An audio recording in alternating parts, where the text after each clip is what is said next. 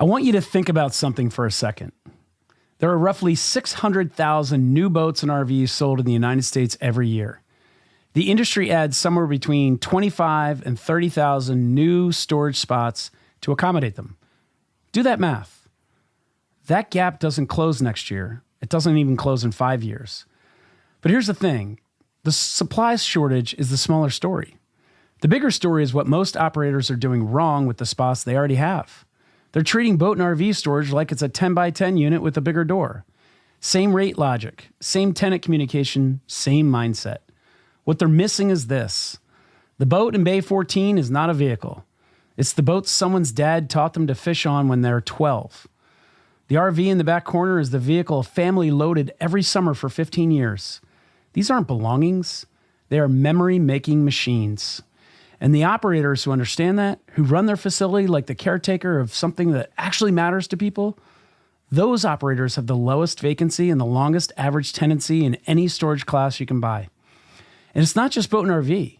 There are mom and pop self-storage facilities sitting at 60% occupancy right now with rents 30% below market and a Google profile that hasn't been touched since 2015. The owner has run it the same way since 2003. He thinks it's worth $800,000. It's really worth $1.4 million if someone who knows what they're doing gets their hands on it.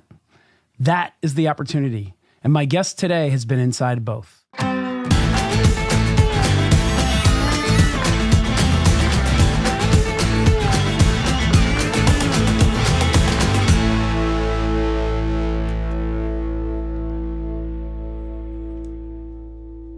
I'm Joe Downs. Welcome to the Storage Moguls Podcast. My company's acquired 20 self-storage facilities, over $50 million in assets across multiple storage niches, with 3 more under contract right now and 2 pro storage facilities in development. I've seen this business from every angle, educated hundreds of students, and learned firsthand who succeeds and why. That's what drove us to build StorageMoguls.ai, an AI-powered community with the tools, the structure, and the guardrails to teach people how to buy storage facilities. Check it out at StorageMoguls.ai. And by the way, that's exactly why we launched this podcast, to bring you, the operators, the lenders, and the real people who've bought deals so you can hear their stories and learn this business from folks living it every day. I am fired up about today's conversation. Let me introduce my guest, Sydnie Wilda. Sydnie is an operations and property management expert with Anytime Storage. She has managed storage facilities hands-on, including, for a period of time, one of mine, maybe 2 of ours, actually. She's someone who's been inside the boat and RV side and the self-storage side. She's the person you call when you've just acquired a facility. You need someone who's actually done this to walk in on day one and fix it. Sydnie, welcome to the Storage Moguls Podcast. Thank you for having me, Joe. I'm excited to be here. I am excited too, and I'm excited because this podcast is not only going to be informative, it's going to be a lot of fun. And speaking of fun, Sydnie, before we get into it, I'm going to hit you. I prepped you a little bit, but I'm going to hit you with a couple true or false questions along the way. So we're going to see how you do. All right? Sounds great. Cool. All right, Sydnie. So true or false, just before we get started here, true or false, roughly 1 in 10 U.S. households rents a storage unit. Fewer than half of Americans own a passport. Ooh. So 1 in 10 U.S. households, that's a fact, rents a self-storage unit. Is that I'm gonna fewer have to say that than one's half of the true. Americans who own a passport? I'm going to have to say that one's true because... That is true. Yes. That is 1 in true. 10. I knew the boat and RV, because 1 in 10 has one. So that one I knew, but the second half tripped me up just a little bit. Yep. So there's more people own or rent a self-storage unit than own a passport in the United States. That's crazy, right? I mean, I don't even have my passport, so... Sydnie, you're pulling the stat down. All right. Sydnie, I want to talk about boat and RV storage specifically because I think most people who buy into this vertical are making the same fundamental mistake that before they even get the keys. And this couldn't be more timely because I'm in the middle of my boat and RV 100 series on YouTube right now. So I was excited when the idea came to have you on. I was like, yes, this is perfect timing. So, Sydney, you've managed boat and RV facilities. You've seen how they get operated. What, in your opinion, is the single biggest mistake you see operators make when they come from the self-storage space or vertical niche, whatever you want to call it, into the boat and RV niche? I think the largest mistake that I've seen owners and operators alike make when it comes to boat and RV storage is running it like it's traditional storage, because it's not. It's a completely separate niche that needs its own special attention and has its own special rules. So you have a lot more you need to be cognizant of when you're looking at boat and RV storage. So you grabbed right in my intro there and you ran with it. But here's the thing. I actually stole that from you in a conversation we had recently. I figured you had, but no, I wasn't going to call you out on it. I was going to let you just run. No, but Sydney, when we had that conversation, I don't know, a month or so ago, it made me think about how we were probably looking at it the wrong way. And I really love that line I had in the opening there, that they're memory making machines, because that's what they are.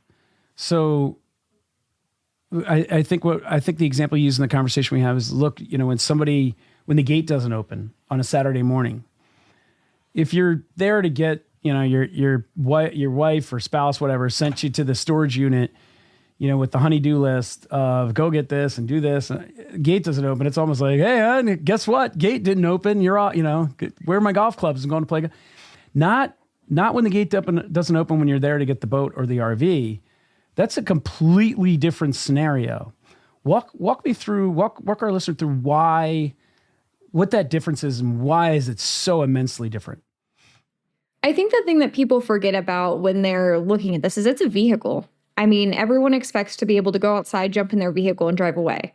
The only difference is that, there's different restrictions, so they can't necessarily have it at their house, but they still need to have that same ability to grab it and go.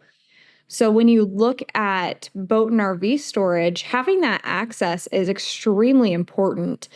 Someone's showing up, you got to get out to the lake before the fish start biting, so you're there early. The gate's not opening, your buddies are waiting for you, you're trying to call and get a hold of someone, you're trying to figure out how you're going to make this happen. And if there's any hiccups in that process, people are going to be extremely dissatisfied, because from the time that they purchase it, they've been set up to have a certain kind of customer experience.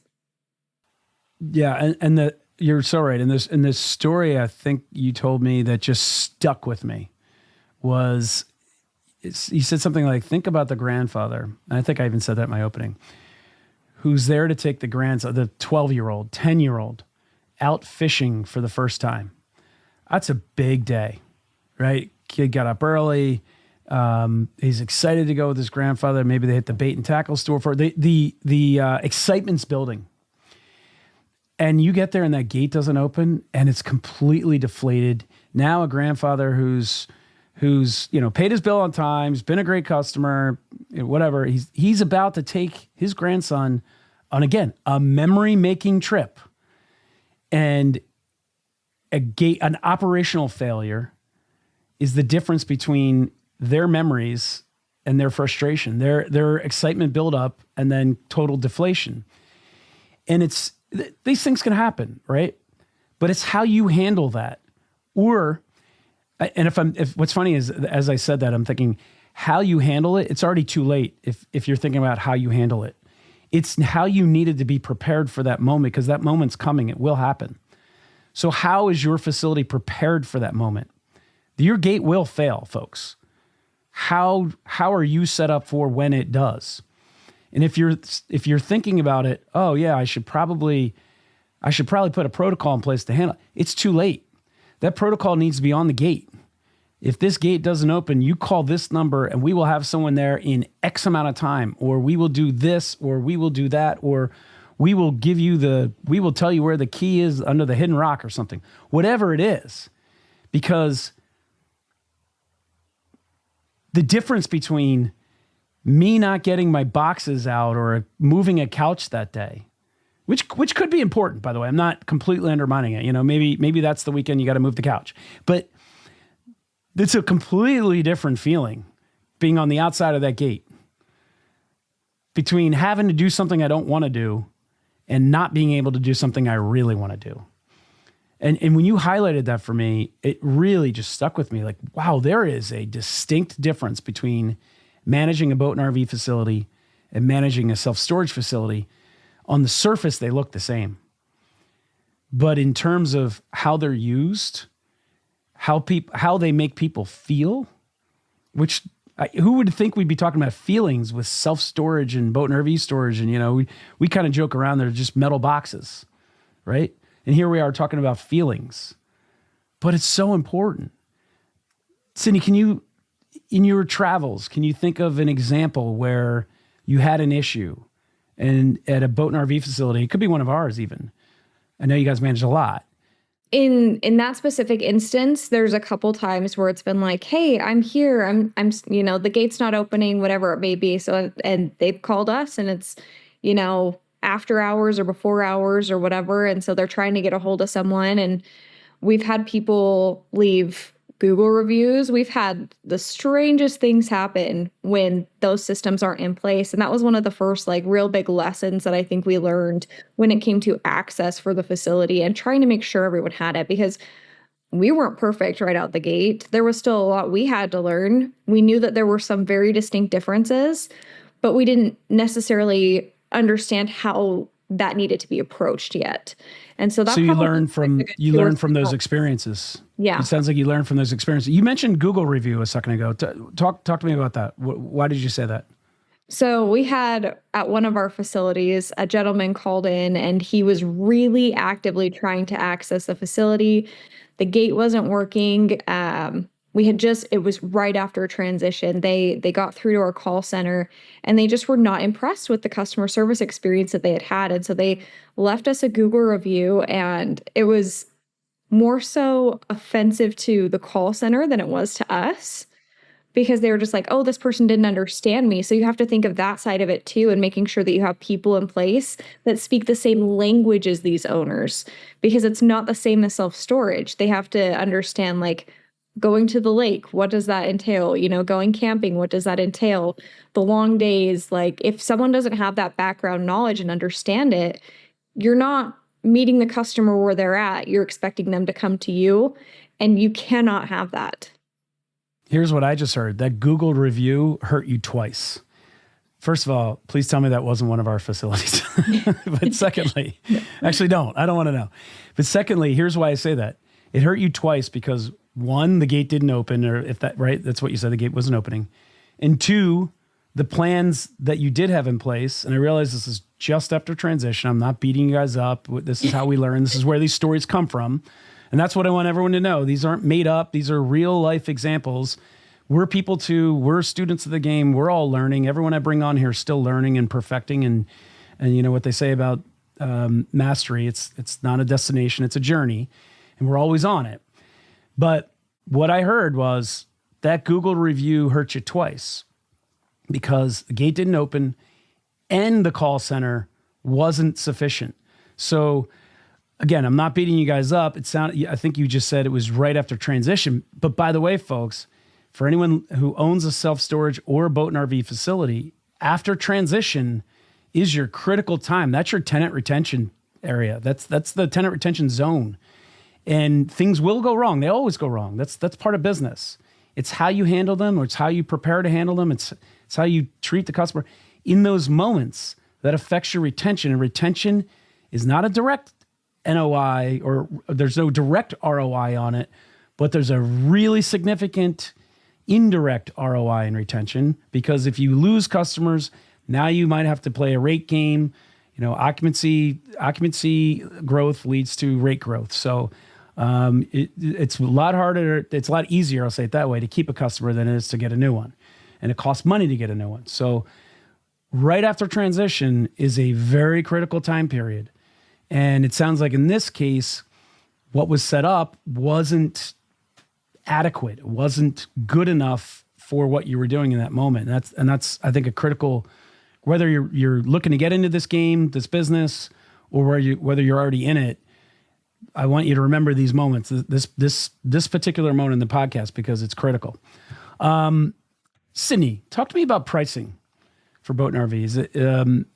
In self-storage, we're managing occupancy and rates, and Are there soft and seasons? Sure, there are. Are there better seasons? Yes, there are. But it's not quite the same as boat and RV from a seasonal standpoint. So talk to me about how do you price your boat and RV spots on a seasonal basis? How do you manage that? Give us some inside baseball there. This is where it's really fun and really unique because boat and RV facilities in the north are going to perform completely different and have different seasonality than storage facilities in the south. There are folks that, the sunbirds that during that summertime window, they're going to go up north where it's a little bit cooler, a little bit more temperate for them. And they may choose to leave their trailer or their boat up there. And then through the winter months, they go back down south. So it's very, very, very season dependent and very environment dependent.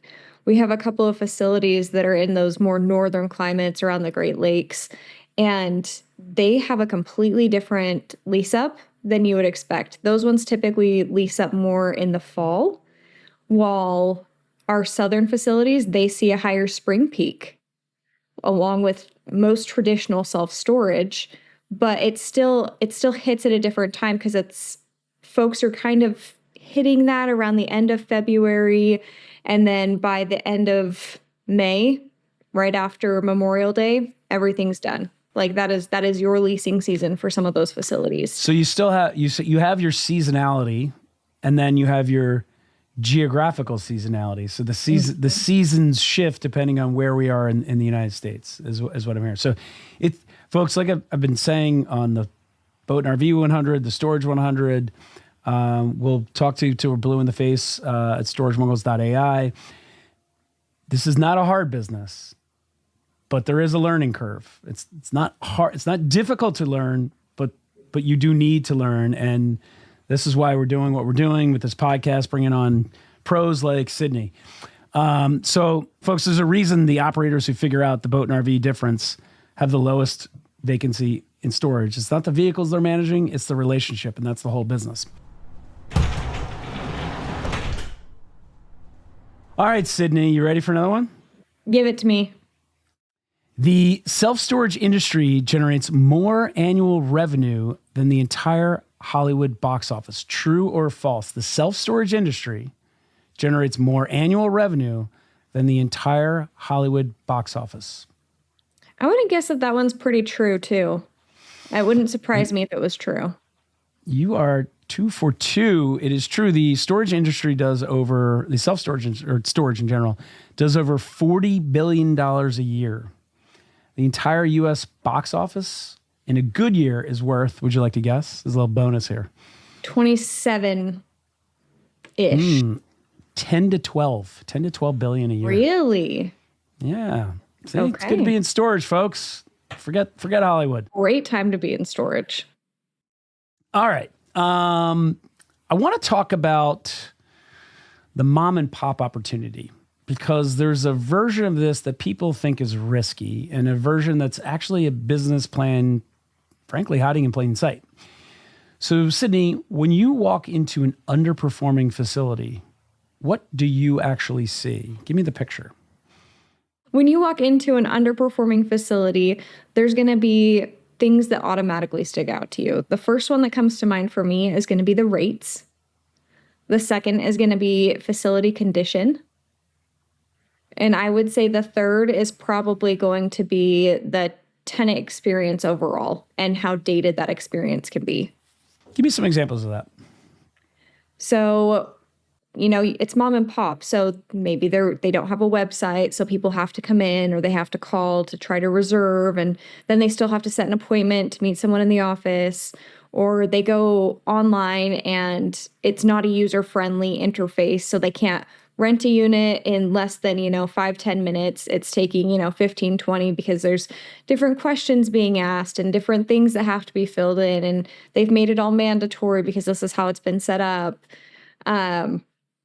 There's no after hours lines, or if they are, it goes to, Joe Schmo who lives on the back of the property in a shed, and he's taking care of it. Like these things show how dated a facility can be and how it's actually performing. And I mean, contrast, you walk into a modern facility, it's clean, there's clear lighting, clean instructions everywhere, there's systems set up for people. So if someone calls and they have an issue, it can be taken care of very, very quickly. It's a very urgent request. And you're able to interface with different people. You're able to rent a little bit faster, and it just flows smoother. All right. Thank you. That was a very, very good picture. And I asked you for a picture. And so when you did that in my head and maybe in our listeners' head, they two pictures were created. Let me tell you what was created in my head. And I want you to, I want you to take my two pictures and make them real. All right. So in the first scenario, as you were talking, I was thinking about an old, rural, kind of dingy. I mean, they're outside, so dingy is not the right word, but just kind of like the gates always open. The rates are painted on the side of the building. The weeds are growing. Everything looks dated. Like almost like there's tumbleweed, rolling down the aisle type of thing. That was the image in my head.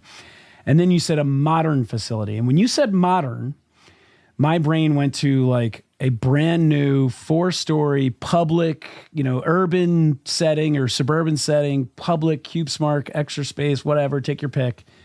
Shiny, new, everything glistening, whatever. But I don't think that's what you meant. That's just with the picture that came into my head.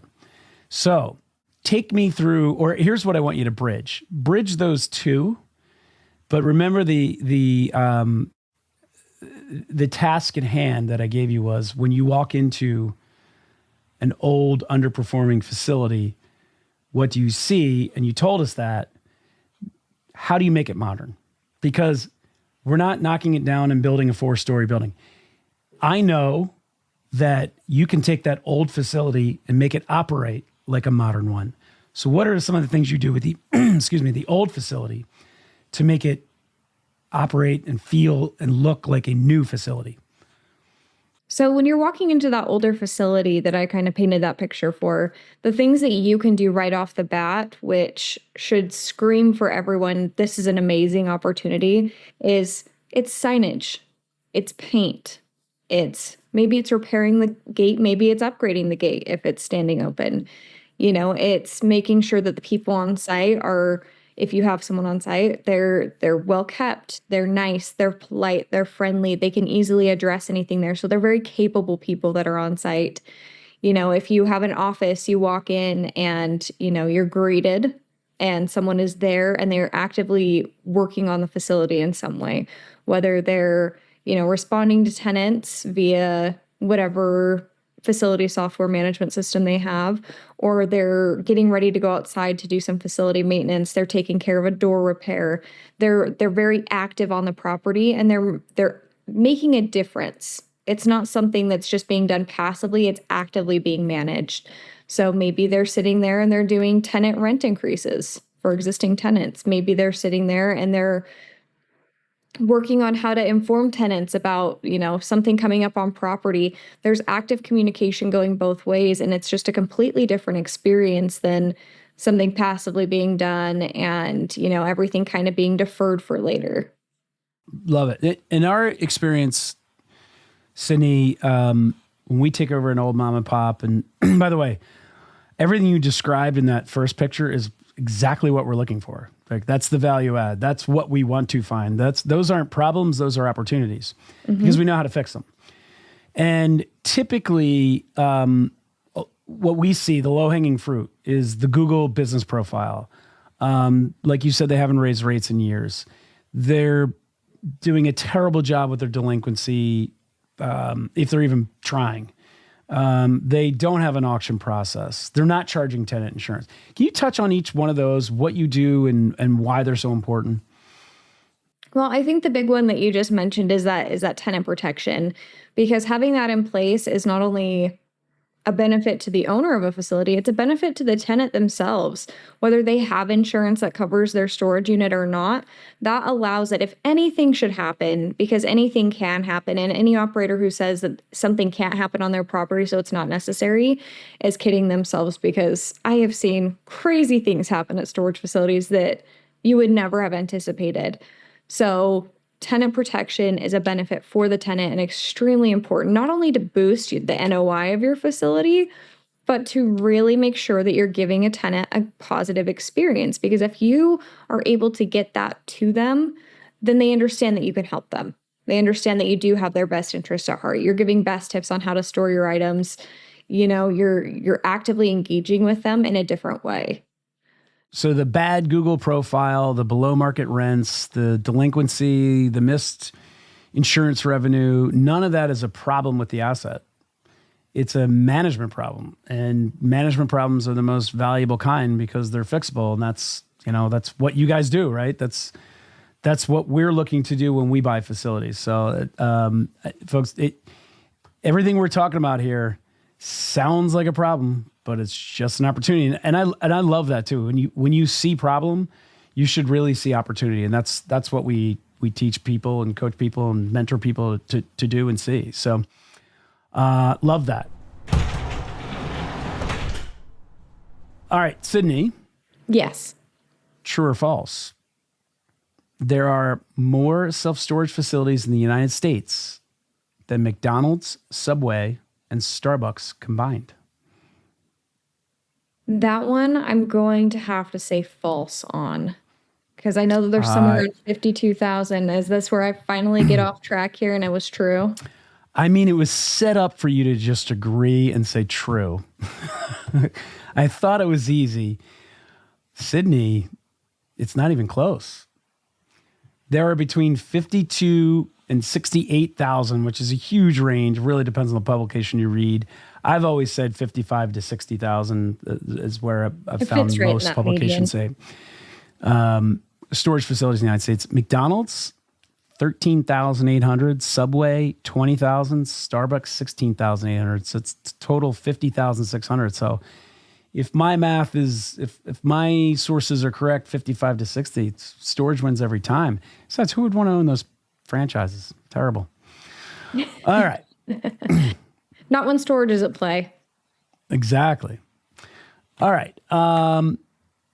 Let me ask you about something a lot of first-time buyers don't think about until they own a facility. And that's the day-to-day, the operational reality. What the phone looks like, what the software decisions mean, what's actually taking your time. Like what you wake up, you walk into the facility in the morning, or if it's remotely managed, you wake up in the morning, you sit down at your computer. What are you actually doing? What is a day in the life of the self-storage owner operator, right? So Sydnie, if someone just closed on that first facility, you could start with day one if you want, or what are the first decisions that matter? And then what's a normal day to day? Let's just start at day one. If you've just purchased a facility, you need to make sure that all of your softwares work together. So your facility management software needs to be able to talk to your gate software. And that gate software also needs to talk to the operator. I actually came across some keypads that were incompatible with the gate operator. I had never seen that before. So you have to make sure that that all works together. Your facility maintenance software needs to be able to integrate with your property management software. Everything has to work together. Your website, that one is extremely important. And I think a lot of people don't think about it as often as they should, considering that that is the front line of their facility. And that is exactly how people are finding them. I don't know about you, but I don't exactly go driving around anymore. I just kind of put it in my Apple Maps or Google Maps, and I'm like, hey, what is this? And how do I get storage near me? What I need. Yes. I think most people just go to Google and say storage near me. I mean, that's what I do for anything. Well, but if your property management software isn't communicating with your website, or your website is dated, or you can't rent through it, you can't make payments through it, that is directly going to impact your customer experience on day one. Everything has to integrate. I don't know what I'm doing. I just bought a facility because I had money and my neighbor told me it was a good idea. And I watched the Storage 100 series on YouTube, and that guy Joe Downs, he told me a bunch of things that he told me how to do it, but not really. So now I'm in it. Now I'm walking in the shoes. There's a lot going on here.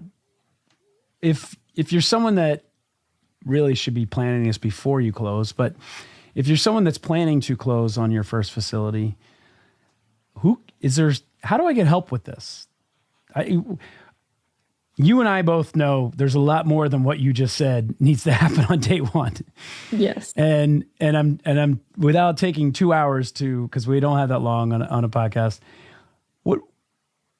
What are you just gave us the most important things, but who can help with those things? Because there's a lot of that, I'm thinking rent prorations and setting up the software and the credit cards and, how do you get that done? We call it the transition of the facility, but the transition doesn't stop at closing. It starts at closing, right? So it starts before it, but it continues at closing because now we own it. We've got the proverbial keys, and every dollar of rent from that day forward is coming to us. So what do we do? Are we alone? Are there people that can help us? You are never alone in storage. There is a very unique community that is built within this industry where you have your state associations, you have people within that state association that are happy to help you. You have property management companies that are happy to help you, especially if you don't know where to go or what to turn to. You have the National Self-Storage Association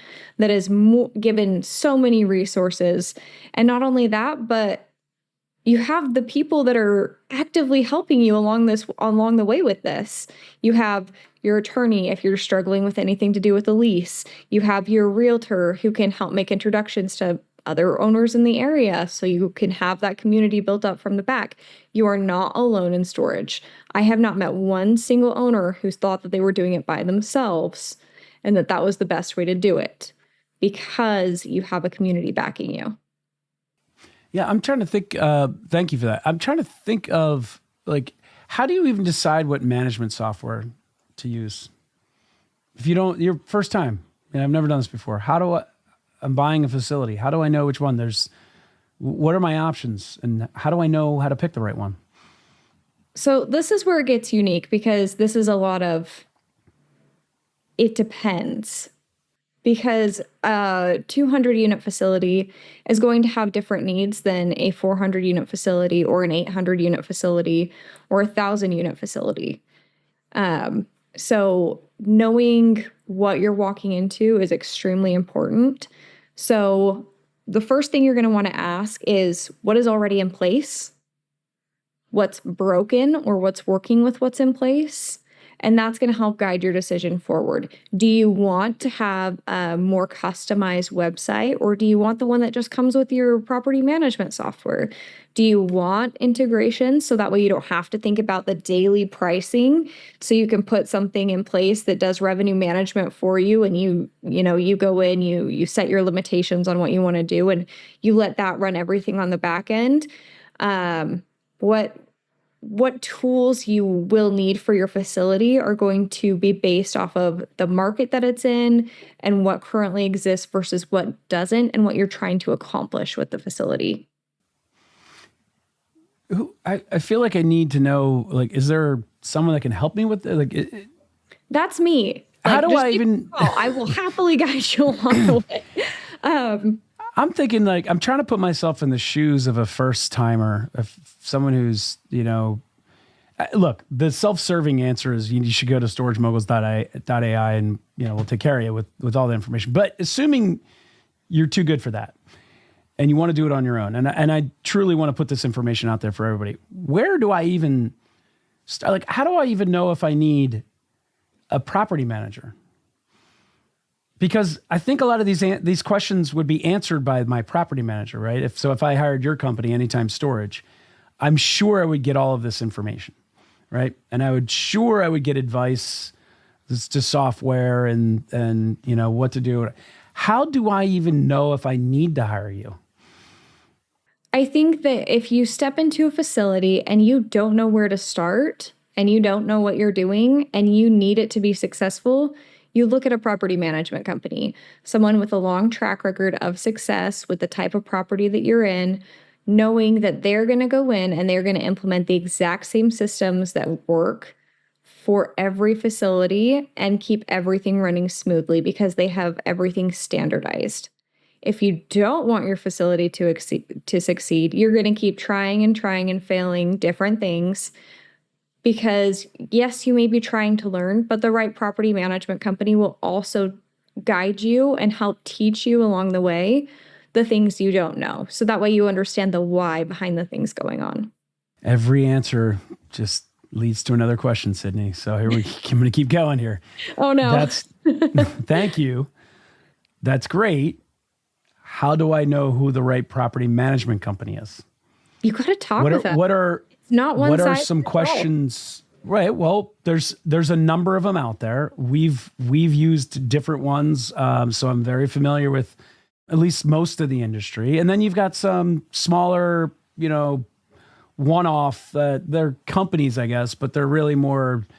They're not as sophisticated. They don't have the systems. They don't have the staff. They don't have the processes and procedures. They don't manage the same number of facilities with which to have all of those things, the systems and processes, procedures, and staff.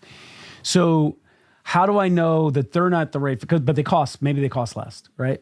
How do I know they're not the right fit versus an anytime storage or, I'll name some of the bigger ones, a white label or what am I drawing a blank? Or even in the institutional, right? So all the way up to the Cube Smart managed and the Extra Space managed. How do I know who I should be talking to in the property management space? The question you need to ask yourself is, how involved do I want to be with daily operations? And what does that quality of service look like with the companies that I am interviewing? Because, with a lot of the smaller companies, you might get a little bit more one-on-one attention. With a lot of the bigger companies, you might be getting more of that one-on-one attention. If you don't want to be involved at all, by all means, definitely look at the REITs. That's going to be a very universal experience for a lot of folks. But I would imagine sorry to cut you off. I would imagine the size of the facility is going to eliminate some of the players, right? Some of the size is definitely gonna help narrow it down as well. But it's really that experience that you as an owner want for your facility. Because ultimately, as the owner, you are responsible for going through and talking with these people and asking, how are you doing revenue management? What does my reporting look like? What can I expect to get from you as my property management company? How involved do you want me to be? How involved am I going to be? What do you need from me in order to make this happen? What does this process look like? Are you going to underwrite my facility for your management style? And what does that look like? It's a lot of interview process to really dial in on what you and your facility need. And let me tie this back to boat and RVs for a second. Is every storage facility manager, third-party manager, are they all equipped, if they manage self-storage, are they all equipped to manage boat and RV storage? No. There's a real... What if they say they are? Ask for references. Ask them to show you their facilities. Ask them to ask them if they can. Yeah, besides references, is there something I can look to, point at? Is there something that'll seem obvious to me if I'm interviewing different ones? Let's say I have a boat and RV facility and I'm looking at 5 different potential managers. Is there anything besides references? Because I'm assuming I'm only going to get the best references. Is there anything I can look to that would be obvious to me to say, you know what, that one's not adding up, or at least help me eliminate one or two of them? if you're talking to someone who knows boat and RV storage, they will point out some of the smaller idiosyncrasies that exist within boat and RV storage. They're going to point out, oh yeah, if your space is, 25 feet and someone says, oh yeah, I have a boat that's 25 feet, they're not going to put them in the 25-foot space. They're going to account for the trailer and they're going to say, okay, that person's going to need a 30-foot space. They're going to know that that's going to need to be something that is communicated to tenants as they're renting. They're going to know that they need to, have, some of the amenities on site. They're going to bring up the different leasing seasons. They're going to really dive into what makes it different, not what makes it the same. It's not going to be, oh yeah, we're going to implement these systems and this is how it's going to work and it's going to be happy-go-lucky from here on out. It's going to be, okay, so this is what's different.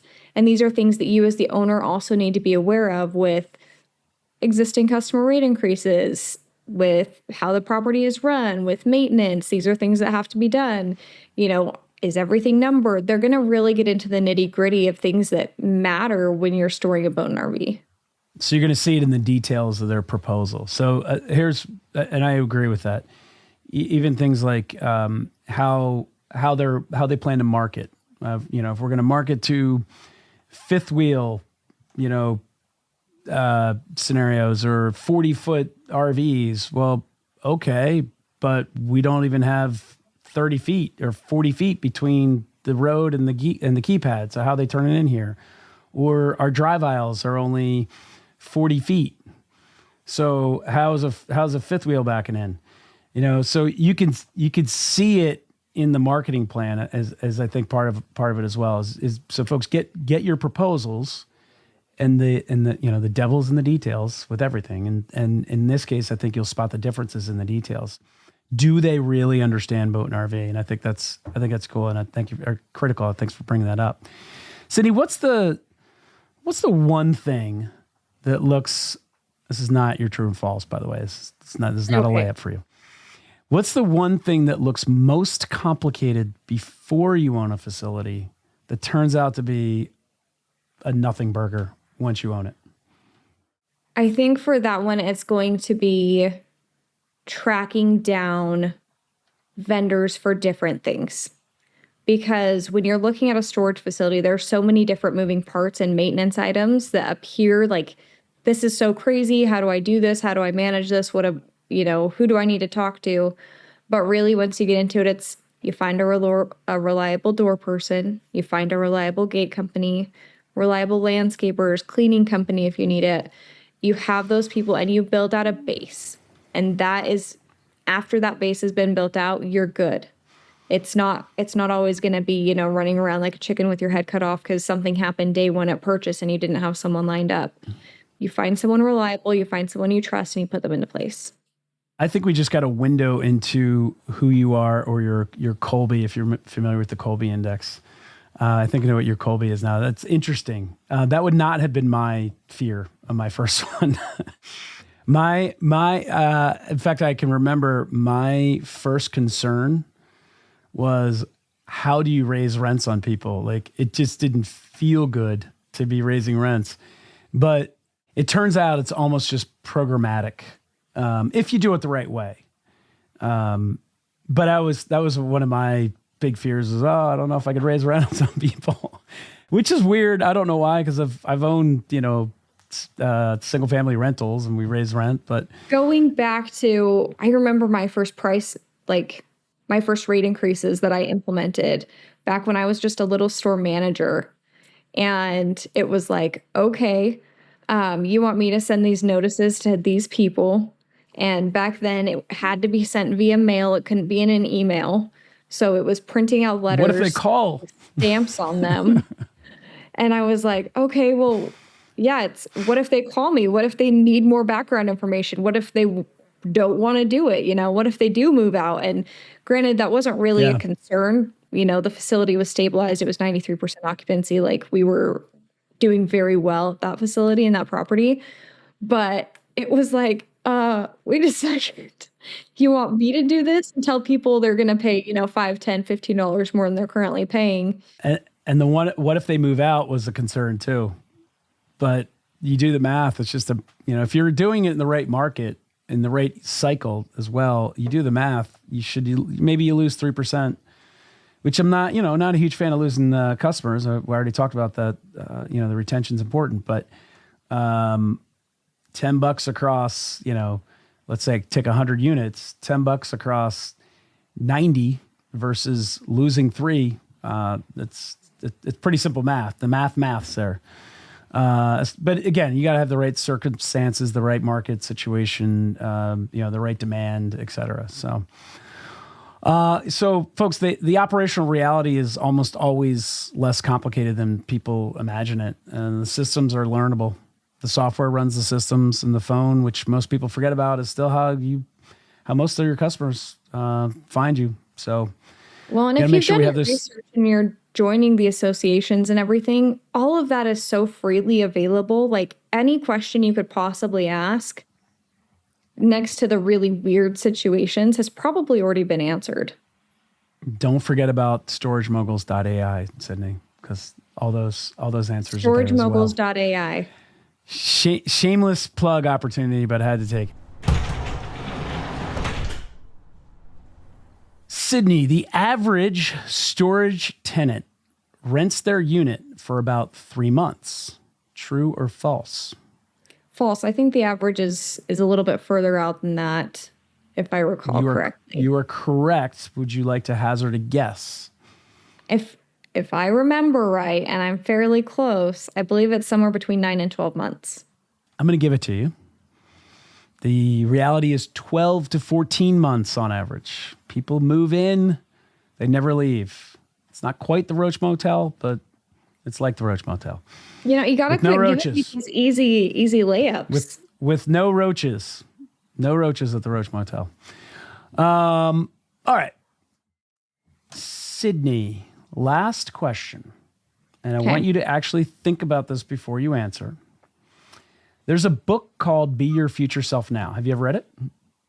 That's not the question. No, I've not. This is a pause, little intermittent question here. You've not read Be Your Future Self Now? The amount of times you're on planes, you should download that audiobook and start listening to it. Mr. Beast, you familiar with him? Yes. Okay, well, I only became familiar with him because of my sons when I would walk in on them watching insane stuff on YouTube. He is, by the way, what the book is about. He's the very beginning of the book. He's the introduction. He's why the author wrote the book. And Mr. Beast has talked about this idea, if you don't wait to become the person you want to be, right? You start acting like that person today, right now, from where you are, right? So Sydnie, here's the question. And if you're listening, I want you to think about this yourself. 5 years from now, what are you doing? Not what do you hope you're doing?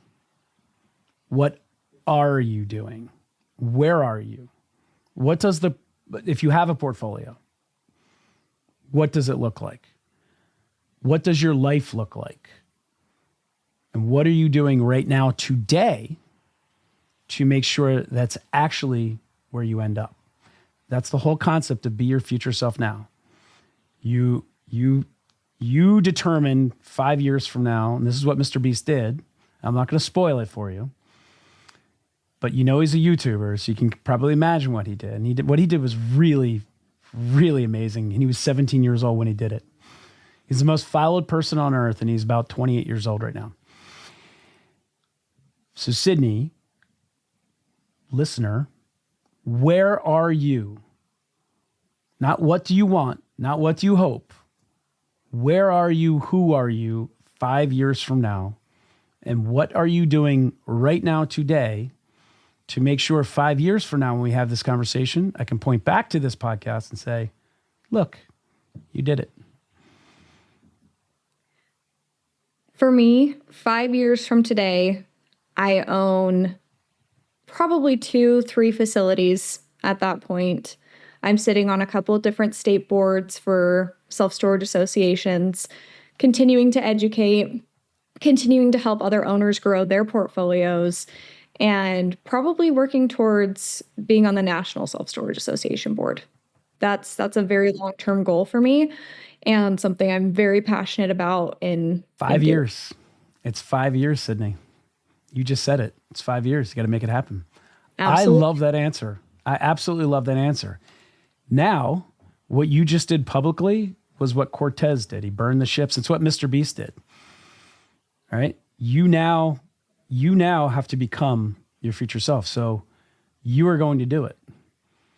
All right. Absolutely. It's not just a promise to yourself. It's now in public. It's now in public. All right. I love that answer. Thank you for that. It was great. All right. Here's what I want you to take away, folks.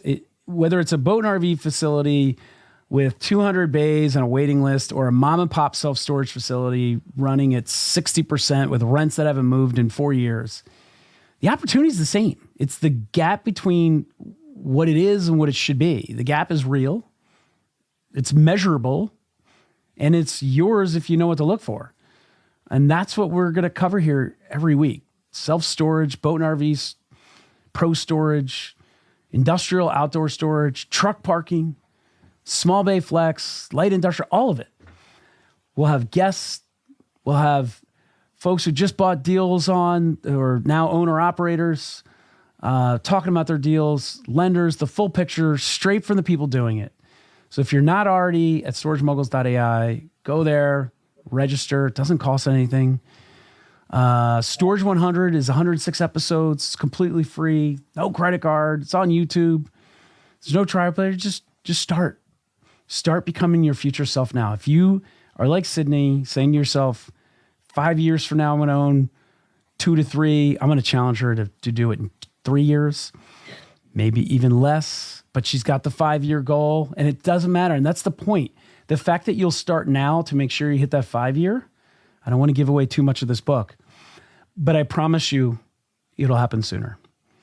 Folks, please like and subscribe and share. And here's why that matters. When you share this episode on LinkedIn or Instagram or YouTube, you're telling everyone in your network that you're in this business. And that signal goes a long way. Your next partner, your next investor, your next deal may come from someone who saw that share. Share something specific that hit you today. Make it real. All right, Sydney, thank you so much for being our guest today. You're definitely going to be back, not just we're going to break down some more boat and RV stuff in the future. I'm going to have you back for it. But we're also going to check in with you over the next couple of years about where we are in becoming your future self. And I have a feeling we're going to be pleasantly surprised.